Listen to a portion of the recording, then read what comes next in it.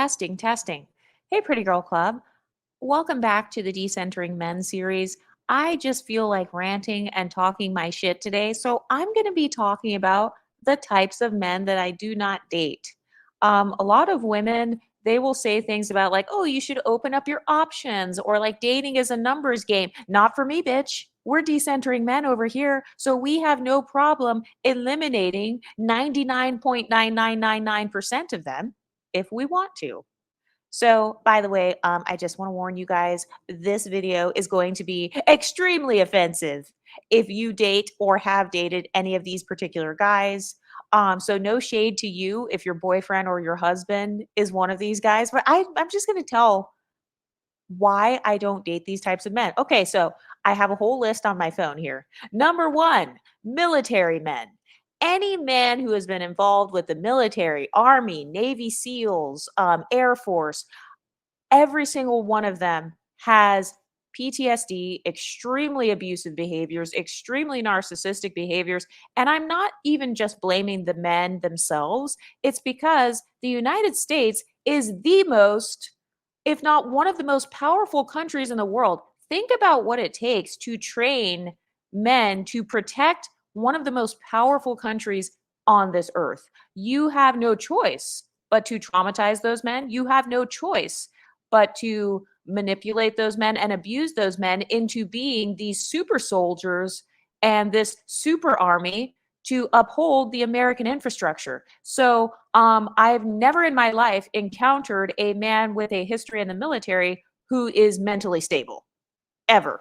I mean, first of all, let's talk about just your regular, everyday, average Joe. The regular, average guy walking down the street is not even mentally stable. So you expect me to believe that a person who was in the army or military for one of the most powerful countries in the world, you expect me to believe that he is somehow more mentally stable? Absolutely not. Every single man in my family who has been a part of the United States military in any capacity has had some form of mental illness. He has had a notorious, military guys are notorious for cheating, first of all. They're notorious for cheating. They're notorious for narcissistic behaviors. I actually have a few story times coming up about some of my family members who are married to or were married to men who have some sort of history in the military, Army, Navy, Navy SEALs, Air Force, or whatever. So yeah, I don't want to deal with it because I understand what the United States goes through in order to train such a efficient, such an efficient army and defense system for the United States. So I understand how they psychologically break down those men and they teach those men to just follow orders and stuff. So you're telling me that a guy who was a drill sergeant, for example, I'm supposed to feel soft and feminine in his presence? No, if he's been surrounded by drill sergeants, if he's been yelled at like a drill sergeant, how do you think he's going to treat you? He's going to act like a drill sergeant. Number two, the sons of military men or any man who has been involved in the military, Army, Air Force, or anything of that capacity. Because the children of men who were involved in these organizations suffer because he takes that behavior of being a soldier or kind of like this hard, almost toxic masculine thing that they do with the guys in the Air Force and stuff. He takes that behavior and puts it onto his son. So I've noticed the same pattern with the sons of military men. I've noticed that their PTSD is not as bad as the actual man that was in the military. By the way, not to mention the fact that depending on which war or depending on what activities he was doing, like if he was special forces or something, you do know that they give those guys drugs and stuff, right? My grandfather was a military man. He had a hellish experience. My big mama, she had a hellish experience with him.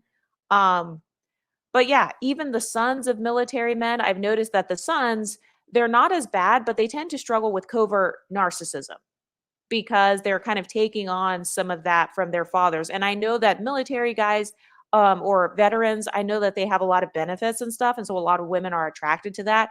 I'll go ahead and just be poor. I'm good. I'll just be poor and keep my peace And yeah, I don't want to end up being serial cheated on or having him, go off to some prostitutes in Thailand and coming back with some crazy STDs and shit. I don't have time for the drama that comes with dealing with the military men or sons of military men. Number 3, short men. Napoleon syndrome is real. Short man syndrome is real. And have you ever noticed that men, they don't compromise their physical standards of what they want? They'll say, oh, she needs to be a 10 out of 10, or she needs to be a dime piece. She needs to have like a nice body, nice hair. Okay, so then why is it that women are expected to compromise when it comes to who they're dating? In my past, I've dated both tall and short men. Um, the short guys were not better. A lot of people make the argument that if a guy is short, that he's going to treat you better. He's not. A man's height doesn't determine his character. Okay. So it's like if I'm going to be dealing with drama, as you will be dealing with drama in relationships, by the way. And that's another thing. This is another reason why I feel like women should just go ahead and decenter men altogether, because you're gonna deal with drama in your relationship no matter who the guy is. So pick a struggle. Which drama do you want? Do you want relationship drama? Do you want single woman drama? Okay, yeah. So dating a short man, it doesn't mean that he's suddenly going to be this angel and treat you better. No, if anything, a lot of short men are lacking in validation. A lot of short guys are very validation starved from my experience. So like in the past, whenever I've talked to short guys, yes, they may start off treating you nice and everything, or maybe you're attracted to that guy, so you don't mind that he's a little bit shorter than what you normally date, or you don't mind if he's shorter than you. But I just feel like a lot of short men, they're more desperate in my experience. They've been more desperate for external validation. And a lot of short men have been notorious cheaters from what I have observed. But then again, they're also just men, so there's that. Number 4, ugly men. Dating an ugly guy won't save you. Okay. So, especially for the women who want kids, why would I screw my kids up like that? I mean, I'm child free, but for the women who do want kids, why would you screw over your kids genetically like that? So, you're telling me that you're going to birth this child and now your child is going to be 50% ugly. Now you have to pay tens of thousands of dollars to get Sarah a nose job and to get her jawline shaved because you decided to date this ugly ass guy, all because you wanted a little bit of money or because you thought that he would treat you better. Ugly men do not treat women better. I stand 10 toes down on that. I do not believe that ugly men treat women better. I feel like the whole concept of getting an ugly man, that's more so like a femcel talking point for the women who maybe they can't attain an attractive guy, or maybe an attractive wealthy guy is it doesn't want them. So then they tell women, "Oh, just go get an ugly guy." Well, yeah, of course that's a nice thing to say, but in reality, a lot of ugly men, they are going to be even more like abusive and cheaters because they're gonna be constantly trying to prove to themselves that they're not ugly. And also, come on, guys, ugly men are not stupid. They already know the deal. They know why you're with them. They know that you're with them because they have money or because they are giving you extra validation. He knows that. And that is exactly what causes his inferiority complex. Not to mention the fact that a lot of men who are ugly, being around an ugly man is similar to hanging out with a woman who thinks she's ugly. The ugly friend. So, guess what? She's going to be jealous of you. She's going to be competing with you, right? Everything you do, she's going to compare herself. A lot of ugly men, they have those same behaviors where they're literally jealous of you. These are the main guys on the red pill spaces and stuff who are like jealous of women. They stereotype you as being a whore because they themselves are not attractive. So they don't understand what it's like to be an attractive person. So they're going to give you all these freaking stereotypes. Oh, you're a whore. Oh, you were out cheating. You were doing this. You were doing that. It's like anybody who's actually attractive knows that attractive people are not a monolith. But for the men who are not attractive, they don't know that. And so they're more likely to stereotype you and they're more likely to be desperate for external validation, which means serial cheater. Have you ever noticed that some of the ugliest men are some of the biggest serial cheaters? Has anyone noticed that? I think I'm on number 5. Number 5, men who have all female friends. You guys know my theory on this. I do not believe that men and women can be friends because the definition of the word friend is someone who has a mutual affection, two people who have mutual affection for one another. They make time for one another to spend one on one. Anything outside of that is an acquaintance. So I believe that men and women can be acquaintances. Sure, you can say hi and be friendly and be fun and whatever. But as far as friends, no, most men will not give a woman any form of extra attention, validation, or spend time with her unless, of course, he is getting something out of it, or unless he is waiting to fuck her, or unless he is looking for free cheerleaders, free validation. So I'm not a fan of men who have all female friends or men who are like heavily prioritizing their female friends because it's like, okay, he's getting something out of this. I mean, that is how humans work. Anybody who disagrees with that, you don't understand sociology. Human beings like to get into relationships that benefit them. So men are the same way. If anything, men are even more so like this than women. We all know that men are not good at building communities in general. And so you're telling me that he has all female friends because he's just so pure hearted and so kind and he's so good at building communities and he's so emotionally intelligent and he's such a classy, upstanding man. And that's why he has 25 female friends. No, absolutely not. I'm not stupid. Men don't even make friends with women that they find to be ugly and repulsive. They don't. If a man walks into a room full of 100 women and he is deciding to himself, okay, let me make some friends, who do you think he's going to try to make friends with? The ugliest girl in the room or the prettiest girl in the room? Men in general are very socially strategic in the sense that they will go out of their way to make friends with women who can benefit him in some way. So either she's pretty and he feels like, he has a chance with her, or she is his employee somehow. She's making him lunches. She's bringing lunches at work. Oh, hey, Scott, I packed you a sandwich. I packed you some food. So generally speaking, a lot of men are very transactional. That's why I said that's not a friendship because the definition of friends, it's not transactional. That's why I said men and women cannot be friends because usually the man has some sort of transaction going on or he has some sort of ulterior motive. I know that for me personally, almost every single male friend I've had, in fact, I can't think of not one male friend that I've ever had where he has not at some point tried to date me or tried to fuck or something or straight up assaulted me or something like that, or maybe he was trying to use me to help me do some work with him or something. He wanted to utilize my skills, he wanted to utilize my intelligence to benefit himself, he wanted to use me to up his status in the eyes of other women. He wanted to use me like, oh, I'm friends with the pretty girl so that he can look higher status in the eyes of other women. So, yeah, no. Men who have all female friends or men who prioritize female friendships, absolutely not. We all know that socially and statistically, most men are not even good at making friends. So you're telling me that you can't break statistics about poverty. You can't break statistics about your ethnicity. You can't break statistics about domestic violence. But suddenly, you're just so good at making friends because you're such a pure hearted, kind hearted person. So you've got 25 female friends. You have no male friends. Or you have male friends, but you prioritize female friends. Absolutely not.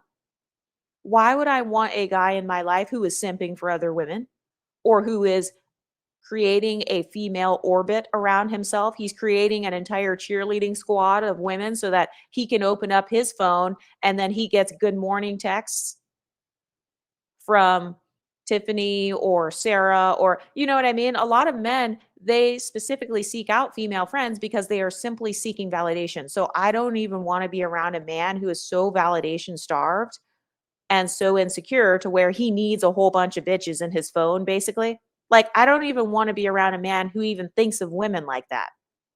No, I don't want to just be a bitch in your phone. I also feel like a lot of men who go out of their way to make a whole bunch of female friends, they want to bypass the dating process. They want to bypass the courting process. That's his way of casual dating. That's literally his way of casual dating. He can get the woman to catch feelings and he didn't have to take her on a date. He didn't have to overcome his fear of asking her out. He didn't have to express his feelings or emotions towards her. So a lot of men, especially the men who target kind of insecure women or they target like younger women and stuff like that, they're doing that because that's their way of bypassing the dating process because he's too broke to be able to casually date or he doesn't have the social skills to do that. And oftentimes in male and female friendships, the female is the one who is starting the conversations. You know, she's the one who is going out of her way to text him. She's the one checking on him emotionally. He's not doing that for her. He's not initiating that for her. The only man that would do something like that is a man who likes you. So he's not your friend. He is a suitor. He likes you. So yeah, I'm not going to be around a guy who has a bunch of female friends or feels the need to have female friends. Number 6, red pill men. Any man who gives some sort of manosphere, red pill, Kevin Samuels talking point, I'm not interested because of obvious reasons. I mean, obviously, a lot of that was more so like just angry average Joes who got mad because they couldn't get girlfriends. And so they're online strategizing on how to manipulate women into loving them. And it's like, no, dude, your self-esteem is just so low and you're so jealous of women. A lot of those guys are extremely jealous of women. A lot of those men really wish that they could be in the position that a lot of women are in.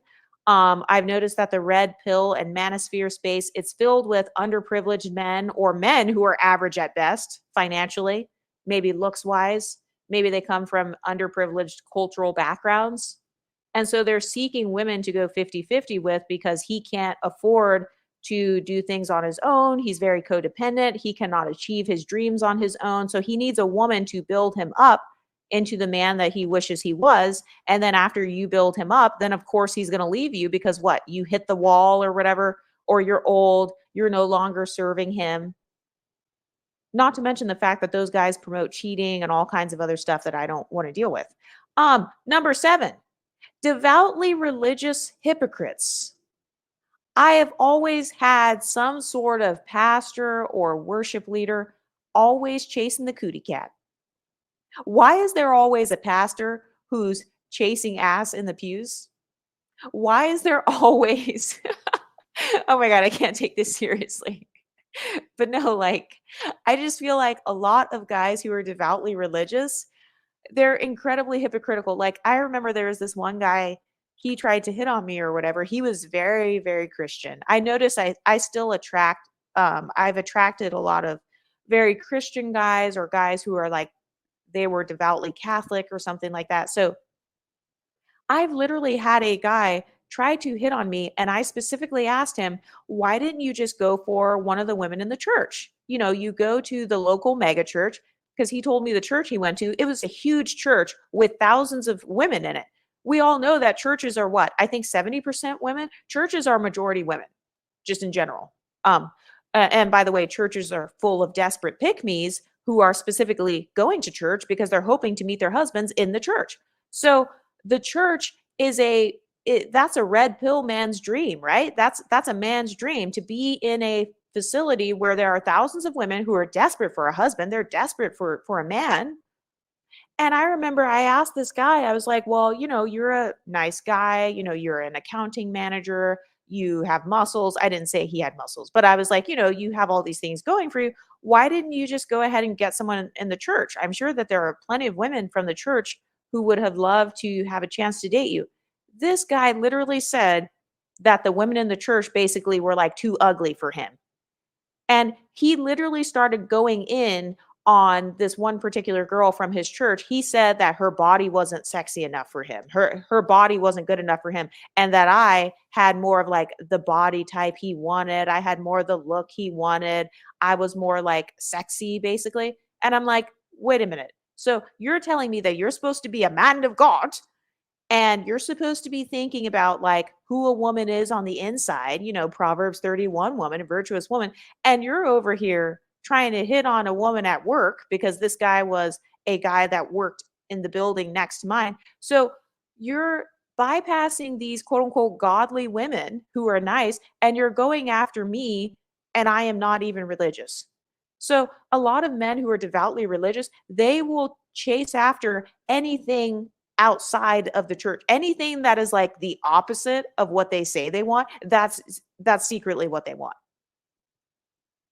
And it's like, dude, you're supposed to be celibate. Like he was literally a celibate type of guy to where he was like not having sex and all that. And I'm like, okay, so then the church is the perfect place to find that. Why are you going outside of the church? Why are you rejecting all of these nice, wholesome, virtuous women in the church? Because they're too ugly basically. They're not sexy enough because they wear like modest clothing and all that. Yeah, I just and also with the devoutly religious guys, a lot of them in my experience have been extremely controlling. So the same thing that attracts him to you in the beginning is gonna be the same thing that he gets annoyed with later on. So I've noticed a lot of religious guys, they're attracted to my, I guess, confidence or whatever, or kind of my assertiveness and all that. They like my personality or my look. But it's like, I wear crop tops and all that. That doesn't even align with your religious beliefs. So the same reason he's attracted to you, later on, he's going to end up calling you a whore. Later on, he's going to end up getting mad saying, "Oh, you're seeking attention." Okay, but I caught your attention, which I shouldn't have even been able to do. If you're such a man of God, why are you looking? Why are you even looking in my direction? You should be looking at the Mother Teresa. Yeah, that's right, the women with no makeup and all that, the women with the long skirts and the little buns, the little low bun, the little sock bun with the donut thing, you should be looking at those women. Why are you even looking at me? So, yeah. Number 8, monocultural men. So there's a difference between multicultural and monocultural. So a multicultural person is someone who's open-minded. They are not racist against people of other cultures. They don't talk shit about other cultures. They don't hate mixed race people or multicultural people. They don't say like ignorant things. But a monocultural person is a closed-minded person. So for example, you know how people talk about rednecks? That's a monocultural person. They're closed-minded. They've only been in one city or state or hometown or whatever. And so I can't deal with monocultural men because I'm a very multicultural type of person. So I don't like when people make comments and they say stuff like black people can't do this, black people don't do that, black people can't go hiking, black people can't go boating. It's like I don't like people with that sort of mindset because it's very ignorant. That's a monocultural way of thinking. So these are the people who literally will stay within the stereotypes of their cultural background. And then they think you're weird or like they don't want to interact with you because you represent something different. And this doesn't apply to just Black people, this applies to everybody, non Black people as well. So people who are very ignorant, monocultural. I think I'm on number 9, construction workers. Um, why would I want to be with a guy who is literally you're outside slaving away in the hot sun. You literally could break your back or fall off the side of a building. And on top of that, they have the audacity to pay you $13 an hour. Why would I waste my time with that? Not only would I be stressed out about that guy potentially dying on the job, but also the pay for construction workers is trash. And I've heard a lot of people say, "Oh, if you work in construction, that's a good job. I make $100,000 a year doing construction, and then I get to retire early." Well, of course, you better be able to retire early because you're fucking up your body every day by being a modern day slave. You're literally outside with a jackhammer and like hammering shit. You're hanging over the sides of buildings on that little pulley thing where it's like you could easily fall. So no, I can't deal with someone who could be so reckless with their life. I'm sorry, I just can't. Oh my god. Oh my god, this is so offensive. I'm just talking shit though. Please don't get offended by any of this. But it's like, why would I want to be sitting? Okay, imagine I'm in a skyscraper and then I see you hanging over the side washing windows or some shit. It's like you could literally fall off and like break your back and die. So this whole thing about, oh, you can retire early. Yeah, that's because you're going to break your back and then you have to sue them and get workers' compensation. That's your only path to retirement, dude. So yeah, no, I don't have time to deal with that. And also construction workers, a lot of construction workers are very exploited. So whether you are the person, so whether you're the person that's actually hammering stuff and like doing stuff, or even if he's the project manager, the construction industry, because my family, the family business that we have, not my family, but like my aunt's family, we work like they work in the construction industry. It's very exploitative. I see so many construction workers or people in that industry protesting. They don't get breaks. They're peeing in cups. They're sitting outside in 100-degree heat, building houses and shit. Yeah, absolutely not. I don't have time for that. And then those guys come home from work. They're in a bad mood. They're pissed off.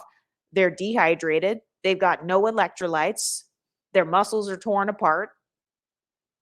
Their back is all sore and shit. So it's like, no, you don't even have the emotional or even the physical energy that I would want when it comes to being in my presence. I'm very active. I like to go hiking and running and walking or whatever. So, a construction worker, your whole entire 8 hours a day is a workout. You're working out. You could have been a world renowned fitness person. You could have literally been an Olympic athlete with the amount of slavery they're putting you through in the construction industry. So, no. Number 10, firefighters. Yeah, firefighters, firemen, absolutely not. Firemen are heavily fetishized. Obviously, we all know that a lot of male strippers and shit are firefighters. And I've noticed that a lot of men who are firemen, they play into that shit. They play into the whole fireman aesthetic. I know that their outfits weigh like what, 90 pounds or something like that. So I know that a lot of women like firemen because of their bodies. They think like, oh, he's really buff or whatever. No, a lot of firemen are notorious cheaters, first of all. I have friends whose fathers were firemen. A lot of firemen, they will leave home like 3 days a week. They're very similar to truck drivers where they will be gone from home 3 or 4 days out of the week and they'll be spending the night in the little fire station thing. So a lot of firemen and firefighters are notorious cheaters. If you value quality time, a lot of firemen are not going to give you that from what I've observed. By the way, everything I say is just based on what I've observed. Um, and then also, not to mention the fact that they will play into the whole fireman aesthetic and then use that to attract side chicks and shit. They'll be having a whole other girlfriend in another city and you don't even know, or, yeah, I don't have time to deal with that. Not to mention the danger and the trauma that a lot of firefighters go through. You're seeing people dying every day. You are seeing bad things happen every day. And I'm not a fan of being around a man with PTSD. Just a tip, a man with PTSD, that's one of the most dangerous men you can be around.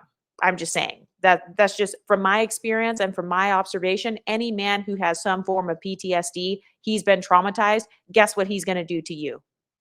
A person who has spent their life or a person who spends every day on the job being exposed to trauma, they're going to become desensitized to trauma.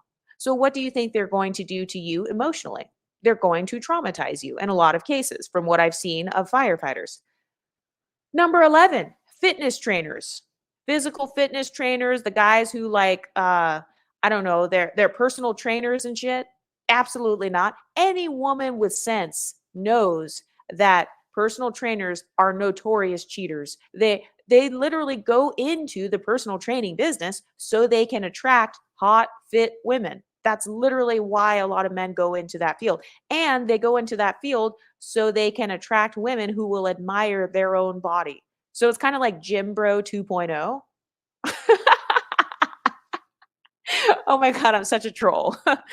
But no, I've just noticed like I've never met a personal trainer who is not a cheater. I've never met a personal trainer who's not a cheater. Also, a lot of girls who have a history of like not interacting with men, a lot of girls fall for personal trainers because as a man being a personal trainer, you are in a forced situation where you get to talk to a woman for like an hour or, however long she is being trained. And then if that guy works at a gym or something, or if he has his own gym, oh, now he's really got clients coming in. Now he's got 10, 15, 20, 25 women coming in, and he gets 45 minutes a day to try to prove himself or to try to emotionally manipulate women when they are in a vulnerable state, which is, you're trying to get your body in shape as a woman. That's a very vulnerable area for a lot of women, their bodies. And so I've noticed a lot of personal trainer men, they will use that woman's vulnerability and they will use it as a way to kind of manipulate their way into your heart if you're not smart. Like a lot of young women who don't guard their heart, a lot of young women who are not good at discerning a good man from a bad one, they fall for their trainers. I've seen it happen so many times with my friends who maybe she was fat, so she was kind of like not getting any male attention. Then suddenly she gets a personal trainer who's this man who's buff or whatever, and then this buff guy is training her and he's telling her, yeah, good job, oh, you look beautiful, oh, your glutes look beautiful, oh, so a lot of women who are validation starved, they'll fall for the fitness trainer. And a lot of fitness trainer men know this because one of the assets that a personal trainer man would have is he's good at encouragement, right? He's good at encouraging that woman and he's good at motivation and inspiration. And so those types of men, they will use that positive quality. They'll use that personality trait as a way to get into your pants. They'll use that personality trait as a way to cheat on their girlfriends at home, not to mention the fact that most of them are broke as fuck. So I've noticed a lot of men who have nothing going for them. So they're broke as fuck, but they have a nice body or something. So they will get into a field where your body matters the most, fitness, and then they'll use that to finally have some social power and social status, and they will target vulnerable women. So baby mamas who are trying to get their body back in shape, or single mothers or whatever who are trying to get their body back in shape. So they'll kind of use that social power of him having the nice body and you having a fucked up body and trying to get it in shape, and he'll use that dynamic, I've noticed, to get in your pants or to cheat. He'll be married, he'll have a whole wife at home or a baby mama or a girlfriend, and then meanwhile he's flirting with every girl at the gym. He will try to get the girls' numbers and shit. Like I've seen a lot of men who do fitness groups and all that. They will try to get girls' numbers or like DM the girl or follow the girl on Instagram. A lot of men who are personal trainers, they will also be like a whole entire IG influencer. Like he's a bad bitch, basically. Oh my God, I'm such a troll. But no, it's like I've seen a lot of guys who are personal trainers. He'll have a whole entire fitness Instagram where he's like showing off his abs and stuff like that. And so I just can't deal with it. I don't have time for the shit. I don't have time for it. Not to mention the fact that if you are married to that guy, like I've been around women who their boyfriend's a fitness trainer, maybe their husband does fitness. A lot of those guys, they will start comparing those fit women to maybe their wife who just had a baby or something. You know what I mean? So I've noticed there's another dynamic where that man, he becomes very into his body. And there's nothing wrong with looking good and like thinking your body looks nice. But I have noticed a dynamic sometimes where the fitness trainer guy, he will compare his wife's body to the women he's training in the gym. And I just feel like a lot of women just get screwed over. And a lot of personal trainer guys will target the young women in the gym, young hot women or whatever, or they will use their fitness knowledge as a way to one up you in terms of social power. I don't have time for it. Number 12, paramedics. Anybody who is dealing with death on a daily basis, you are becoming desensitized to it. And I know that people need to make a living. I know that we need paramedics. Thank you for your service. If you are working as a paramedic or if you're a veteran or something, thank you for your service. But I personally, I just don't want to be in close quarters with somebody who is dealing with PTSD and with somebody who's dealing with trauma on a daily basis. Most people who are working these highly traumatizing jobs, 911 dispatch people, paramedics, firemen, a lot of those people, they're not in therapy. So they're just looking at death like it's nothing. They're just seeing it as, oh, whatever, people die every day or, so I just don't want to be around that because I have noticed almost these sociopath like qualities. I knew of a guy that was a paramedic And he was very much like a sociopath. So this guy, I remember asking him, I was a teenager at the time, but I remember talking to him about that, like, wow, isn't that kind of traumatizing? And he's like, no, it's not a big deal. Like, people die every day. But I noticed he was an extreme cheater, didn't give a fuck about his girlfriend. He would just do all of this crazy extreme stuff and like live a double life. I just felt like the mental illness. I've witnessed too many extreme mental illnesses from people who have these traumatic jobs. So yeah. And that leads me to the next one. Number 13, police officers. If you're dealing with death on a daily basis, you're dealing with criminals on a daily basis. First of all, don't even get me started on the amount of crooked cops that I've witnessed. Like I've seen people, I have actually witnessed like police brutality.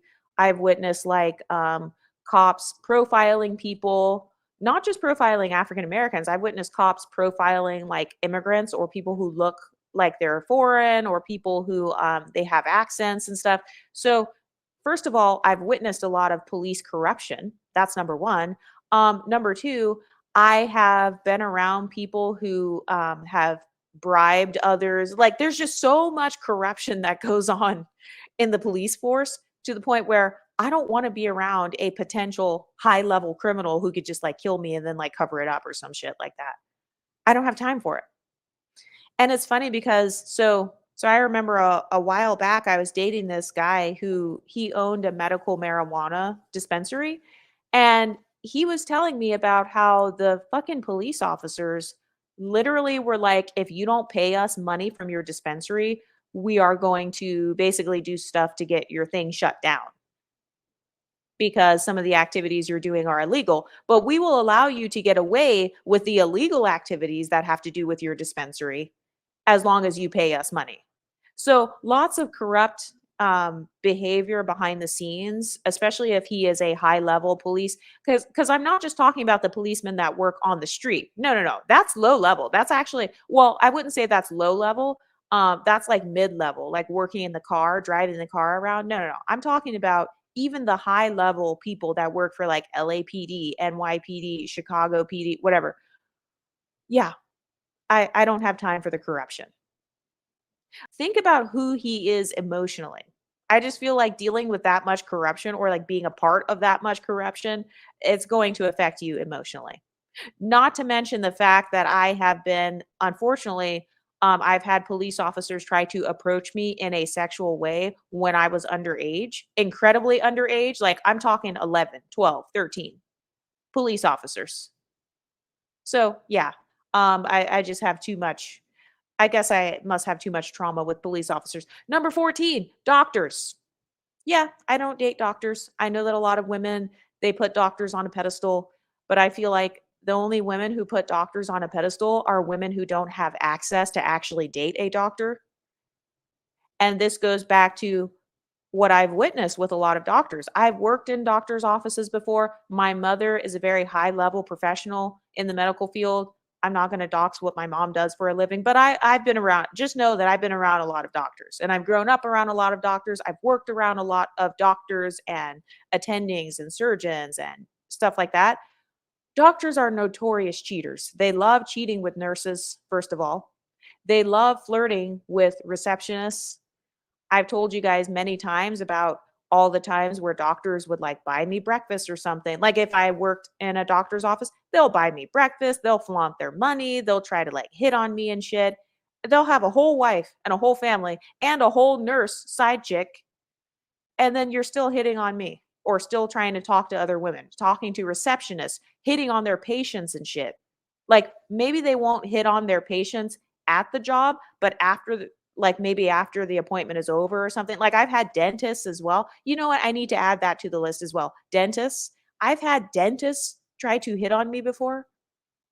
So the social power that a lot of men experience from becoming high level medical professionals, oh, they're going to eat that shit up. They're going to enjoy that shit.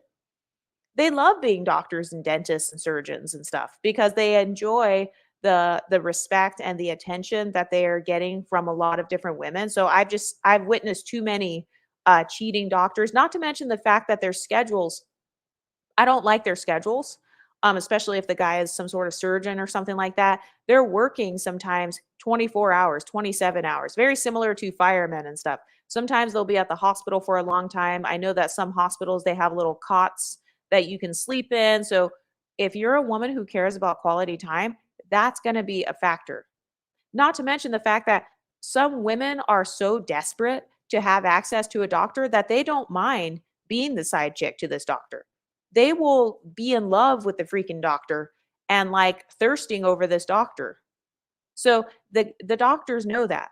So they're going into work enjoying being thirsted over and stuff. Then they'll have a whole wife at home and they'll be buying you breakfast. Their wife has no idea. Number 15. I have no idea if I'm on count, by the way. Number 15, truck drivers. I don't date, I personally don't date any sort of blue collar worker in general, but with truck drivers in particular, truck drivers are also notorious cheaters. And I've noticed that truck drivers in particular, they are notoriously known for hiring sex workers. They're notoriously known for getting with the women in the motel room and all that shit. And then, they'll be gone on the road, same thing as firemen and stuff. They'll be gone on the road for like a few days. They'll hire a sex worker in another city, or they'll have a whole other woman in another city. And then, their girlfriend or wife at home won't even know about it. Not to mention the fact that for truck drivers, I really do feel like even though some truck driver jobs can pay a little bit more, truck driving can sometimes be a dead end unless you are maybe owning your own truck or something like that. Truck driving it can be unstable. Like I've known some women who are married to truck drivers. Like some of the ladies in my hometown, some of the random like white ladies, they were married to truck drivers. Sometimes their jobs can be unstable. Sometimes they could be sitting there waiting for a pallet or whatever to be delivered to their truck for like 8 hours. And depending on how that truck driver is paid, some truck drivers get paid a flat rate. Some of them get like mileage or whatever, like reimbursements and all that. I'm not super familiar with it because I don't date truck drivers. I never have. But from what I've seen, yeah, notorious cheaters, unstable incomes, unstable hours, and also very heavily known for hiring sex workers. The next one is men from single parent homes. Oh yeah. You want to talk about women who have daddy issues? Guess what? I can keep that same energy.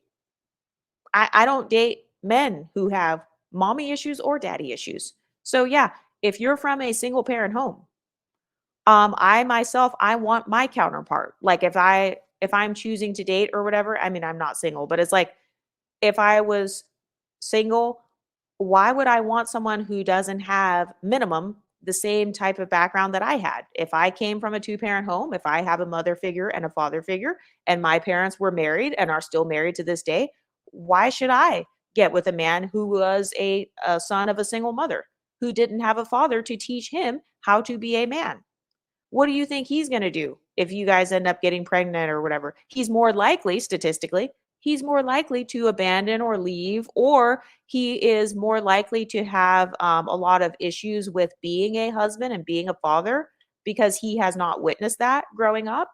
He hasn't witnessed a man being a husband and being a father and a protector and a provider. He didn't have that.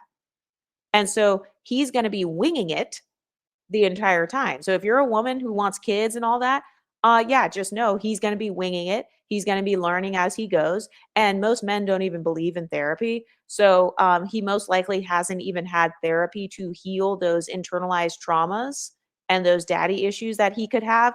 A lot of men who come from single parent homes struggle with manipulation of women, struggle with controlling women because they don't know what it's like to have a healthy male and female relationship dynamic. They didn't experience it. They weren't raised that way. And so, yeah, a lot of them, they're going to look to somebody like Kevin Samuels as their father, or you know what I mean? They're going to look to Fresh and Fit or guys on the internet as their father figure. And also, I wouldn't trust a man if I don't know who his male role models are or who his male role models were growing up. So that's a very important question. Like anytime I've dated a guy, like I've asked him, who were your male role models growing up? Because if the guy doesn't even have a father, he didn't even have an initial male role model. So you expect me to believe that you can be a positive male role model while simultaneously not having had a male role model yourself? No, you're going to be winging it when it comes to you being the father and the husband and the role model. You're going to be learning as you go, which is not a bad thing. I'm not saying it's impossible. I'm not saying that you're just screwed if you come from a single parent home, but it is going to be an uphill battle. And do I want to be there while that uphill battle is happening? Do I want to be there? No. No, I don't. Number 17, men with kids. I do not have kids. I do not want kids. I'm child free. And why would I waste my time raising another woman's kids? So once again, you know how men try to say, "Oh, she's a baby mama, I'm not dating her." Okay, well, I'm keeping the same energy. And also, I'm child free, so why would I get rid of my freedom by dating a man with kids? So I have dated a guy with kids before. I've tried it before. And this is back when I did age gap dating. And I'll get into the age gap thing in a second because I no longer do that either. But I dated a guy with kids. It's so not worth it if you don't have kids. I would say maybe if you do have kids, maybe it's different because you're used to that lifestyle of kind of revolving your life partially around your kids. But for example, every other weekend, you're basically grounded. You can't go anywhere, you can't do anything, or like, you have to rearrange your schedules or your date nights. The kids will always come first, basically. His kids will always come before you because his kids are going to be there after you're gone. Because let's be honest, there's a 50% chance that you'll get a divorce. And there's a 70% chance that you will break up if you are in a relationship. So his kids will be there after you're gone. And he knows this. Men are not stupid. They know that the kids will still be there after you're gone. And most men have kids because their kids are their retirement plan. And so he's going to prioritize his kids over you. So guess what? You thought you guys were going to have a sexy date night? Nope, you're not.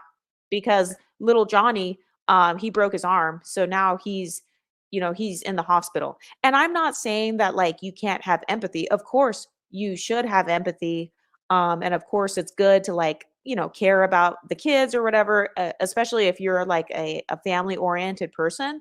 But I just know that like for me, it was not worth it. It was not worth not being put first. It was not worth the scheduling differences. Like it was so annoying. Like, oh, so and so, he has a basketball game. So instead of going on a beach day or going to a picnic, oh, so and so he has a soccer game, or they made it to the next round in the tournament, so now they made it to the championship, so we have to like cancel everything so we can go to the championships. And I think that it would be more emotionally fulfilling if the child is your own, and maybe if you've been with the guy for a long time. But I just feel like if you are a child-free woman dating a man with kids, it's going to be an inconvenience from beginning to end.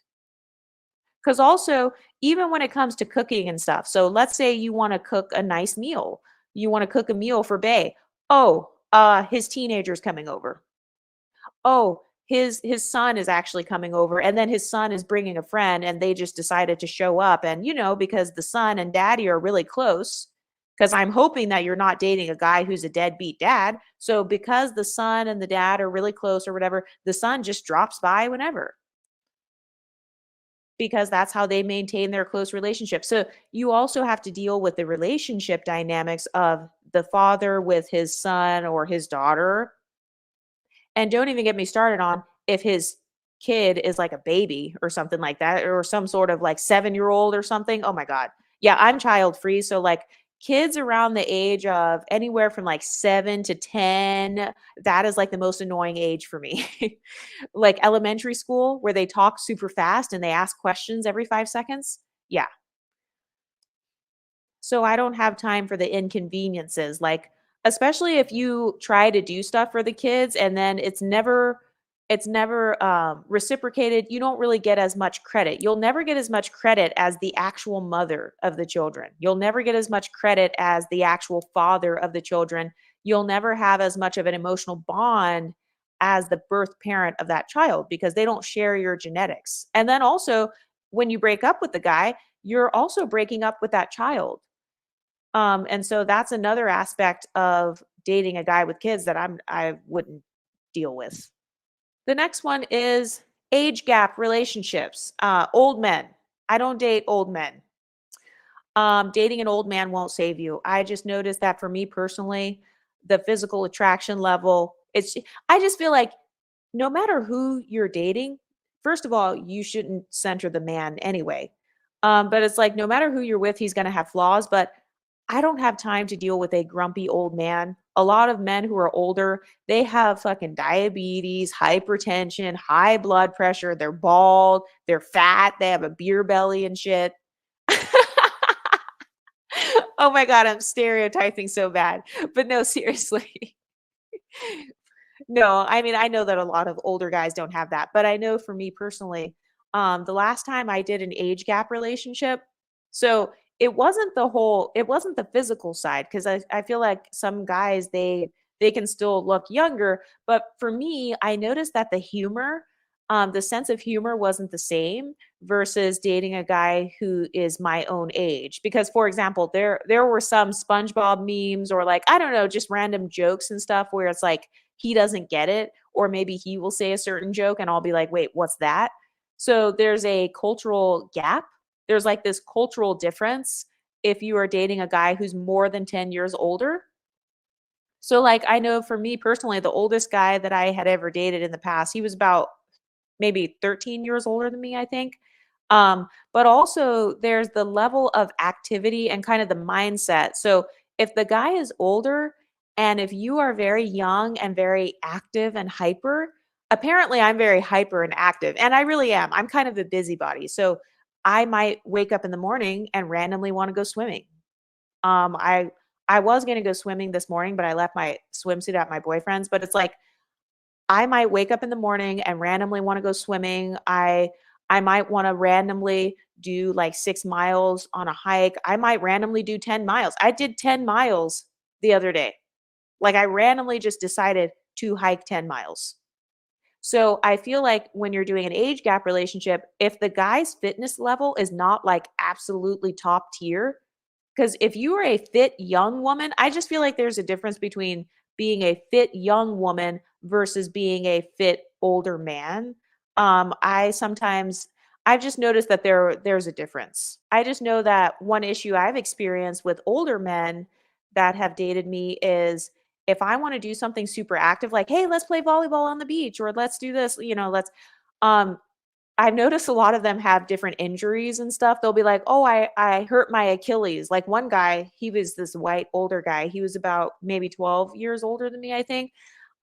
He had hurt his Achilles, and so it's like we couldn't play volleyball, or I don't know. So I feel like depending on how athletic you are, and depending on like how much of a busybody you are, I am a busybody. So I like going out. I like walking for a really long time, maybe hiking, backpacking. I've done like running and stuff. A lot of older guys have injuries, like they hurt their Achilles. For some of them, maybe they have issues with like in their prostate, or I don't know, just like with sex or whatever. If he eats a certain meal, I remember like in the past, there was one guy that I dated where I noticed that depending on what I would cook, if I cook something really heavy like gumbo or like I don't know why I said gumbo, but like if I cook something really heavy like gumbo, sausages, something that has a lot of grease, his energy would be like really really low. And I know that that's true even for younger people, but that's just I you're gonna end up being a nurse is what I'm trying to say. Like you're gonna end up being a nurse. I've noticed I have to do more caregiving if the guy is significantly older than me. So yeah, that's one of the reasons why I'm not really into the age gap thing anymore. I've been there, done that. Yeah, I'm done. The next one, Creoles. So the majority of my exes, I've noticed that I attract more Creoles than any other race or ethnicity. So shout out to the Creoles. I adore Creoles actually. I love Creoles. I definitely, you know how they say like, oh, you're pedestalizing. Okay, well, fuck it. I pedestalize Creoles. I love Creoles. I love Beyonce. I love New Orleans. I think Creoles, first of all, a lot of people mistake me as being a Creole So I don't know if that's why I attract more Creole men versus any other group of men. I've noticed that's the top group that I attract. By the way, I forgot to say, when I made my little stream about about men, about black men, I forgot to say that was really about MLS men, like mixed race men, quote unquote light skin, whatever you want to call them. But I've noticed I attract mostly Creole men above any of the other groups. So I attract more Creole guys versus like an unambiguous black guy or something like that. So I think part of it could be my phenotype, but I have multiple Creole exes. They are very basically, you know what Cynthia G talks about? Like about unambiguous black men and their behavior being dusty and all that. So I've noticed Creole men in particular, you would think that Creoles have a totally different cultural background than unambiguous African American black men. But in my experience, absolutely not. It's the exact same. In fact, some of the Creole guys that I've been around, they're actually worse than the unambiguous regular suburban black guys that I've been around. And I think part of it is because of the social dynamics of Creole men being pedestalized by unambiguous women. And if you're an unambiguous woman and you want to lie in my comment section and pretend like nobody pedestalizes mixed race men or mixed race light skinned black men, I already know that you're lying because I have gone out of my way to ask almost every single mixed race guy that I know. I've asked them myself, hey, do black women pedestalize you? Do they fetishize you?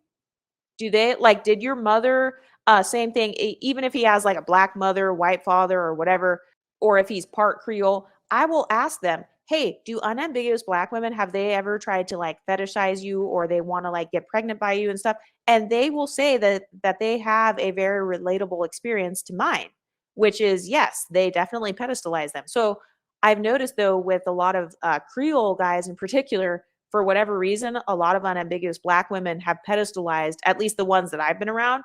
And so I do feel like some of the Creole guys have played into that in the sense that, okay, let's say he's trying to pursue me, but I am like not into it that quickly. They will sleep with a woman that they don't really like or whatever while they're waiting to talk to you. And I don't know, I just noticed this particular drama with Creole guys. And the Creole guys that I've been around, they have admitted to me that the unambiguous women pedestalize them and that they play into it, or that they'll sleep with them while they're like trying to pursue somebody else, or it's just very dusty behavior, just extremely dusty. I don't like sometimes the mindset that some Creole men in particular have had against blackness.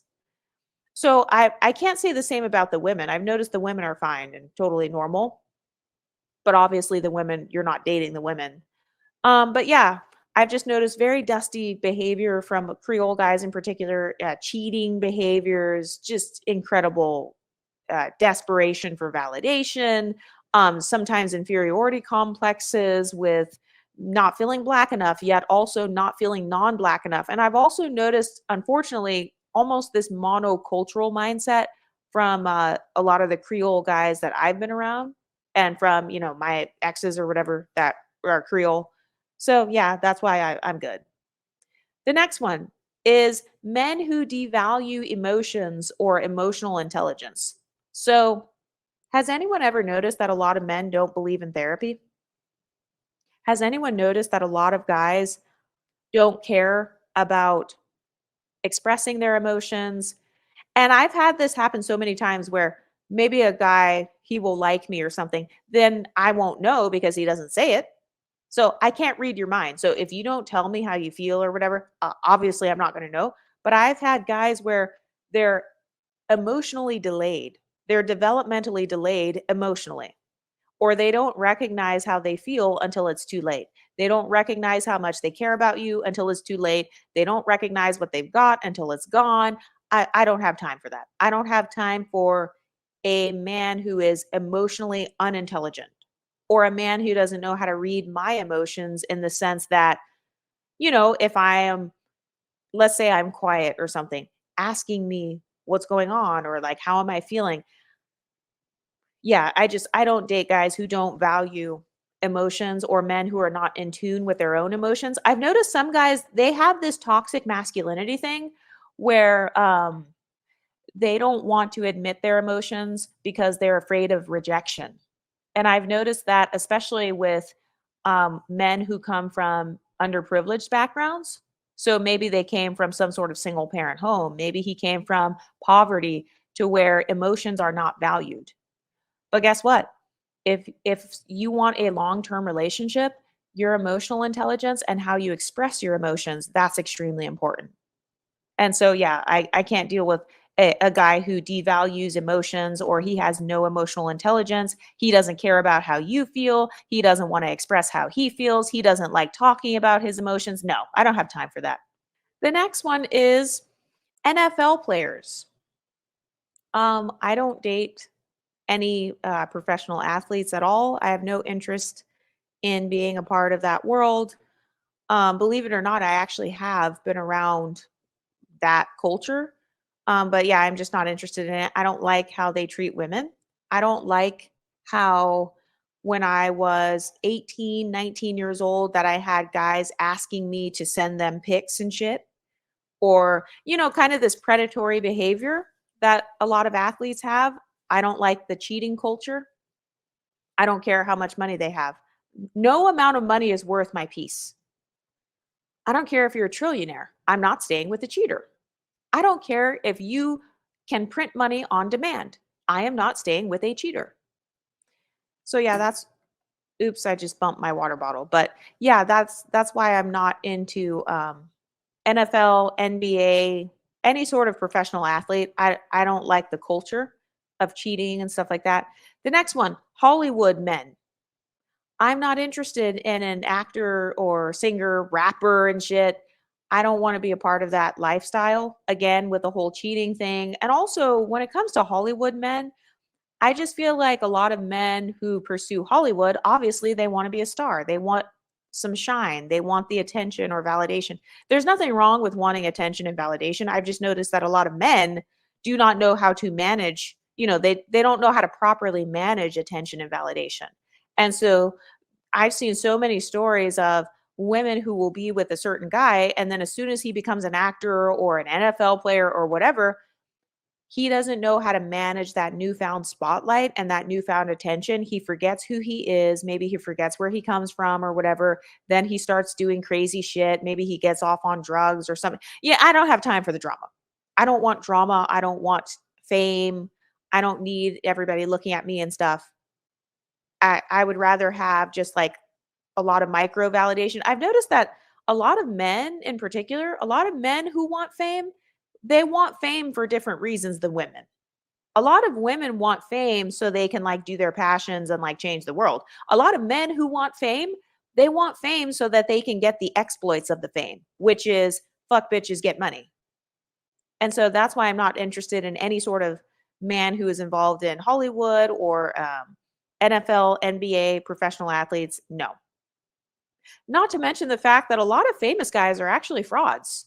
A lot of famous guys, um, a lot of famous guys have like fake followers, they're leasing their vehicles and shit. They're not as wealthy as you think that they are.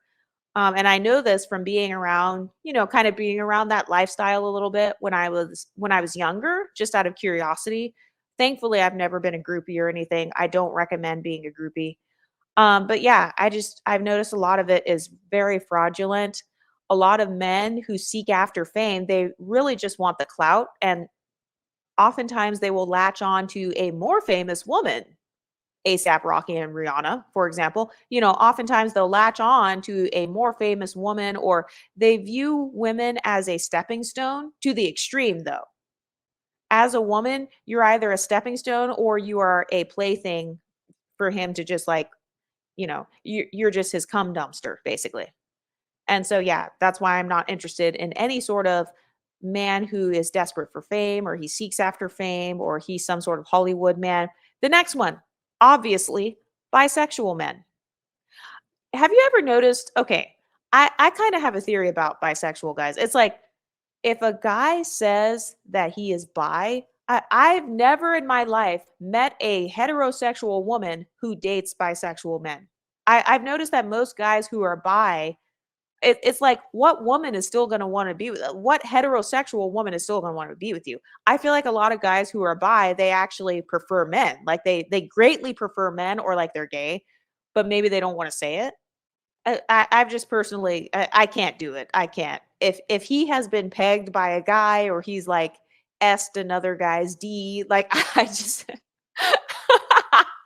oh my god, I can't do it. I'm just not interested.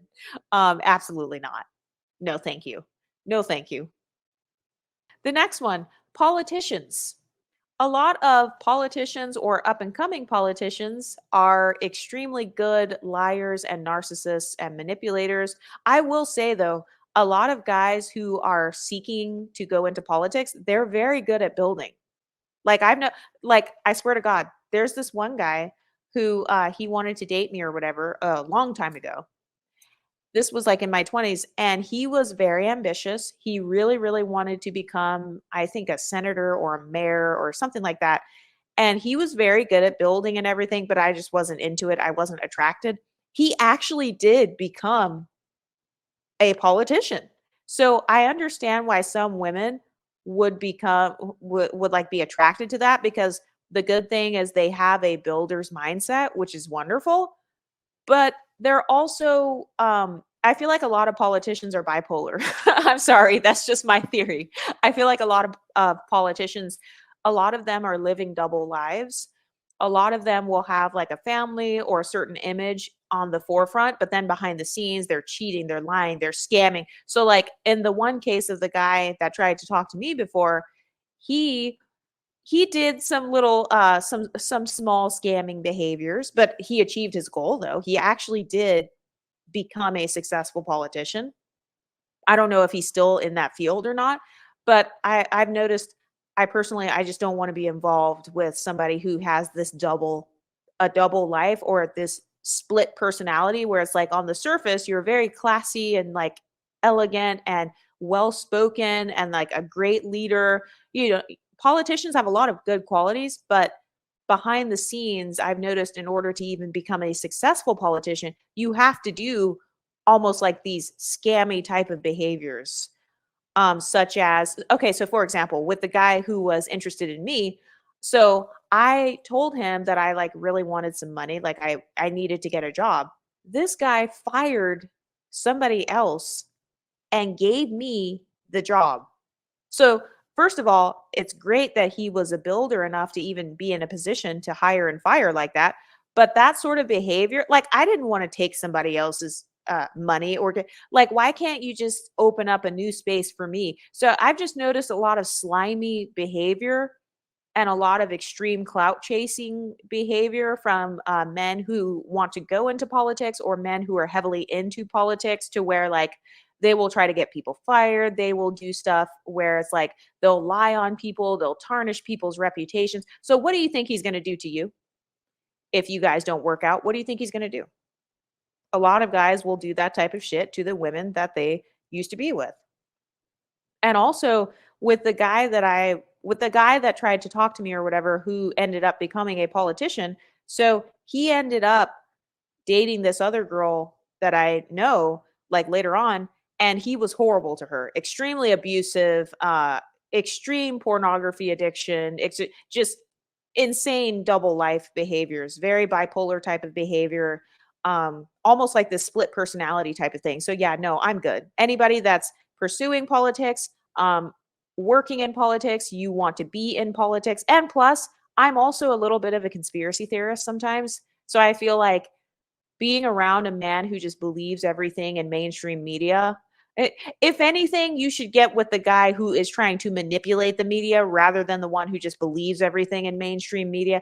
I don't know. I just feel like a lot of political guys, or guys who are heavily into politics, they get very combative when you disagree with their views. So, women very much have a position in their life. Your position, you know, you need to play your role. And I'm not like that. I'm very carefree and free spirited. So, I'm not a fan of that controlling personality type. The next one, men who have been to prison, fresh out, or hang out with prison dudes and gangsters. Yeah, I don't want a thug. I don't care if you've changed your life. I don't care that you're a Christian now. I don't care that you're Buddhist now. I don't care that you went back to your Native American roots and now you're practicing herbalism. And no, if you have done enough crimes to go to a fucking prison, I'm good. I just don't want to be involved with it because it still tells me that you have some sort of reckless you have a recklessness about you, or at least you did have a recklessness about you to the point where it landed you in a jail. I know there's a difference between jail and prison and maximum security and minimum security. I don't give a fuck what level of security it was. I don't feel secure sleeping next to a former criminal. And I know that I'm like probably being mean right now. I mean, I have people in my family who have been to jail and stuff like that, and I still love my family members. But guess what? I don't have to marry you. I don't have to date you. So yeah, I don't want to deal with anybody that is fresh out, or you've been to prison, or oh, you got caught up and you were the driver in a robbery and shit. No, absolutely not. That sounds like something out of a Tyler Perry movie. I can't. I don't want my life to be a Tyler Perry movie. And also, I would be too scared. Like, oh my God, am I going to piss him off one day to where, he pulls a gun on me? I've noticed that any guy that I've dated, he had been to jail before. Girl, it's just too scary. I can't. I'm too scared that like that guy would one day get super mad at me and then maybe he would like pull a gun on me or I don't know, assault me or something like that. So I just can't deal with it. If I've never been to jail or prison, I want my counterpart then, which means a guy who's never been to jail or prison. And also, a lot of men, they don't compromise on their standards for what they want in a woman. So why should I compromise on mine? Anyway, what do you ladies think? Let me know in the comments section and I'll talk to you next time. Stay pretty, ladies.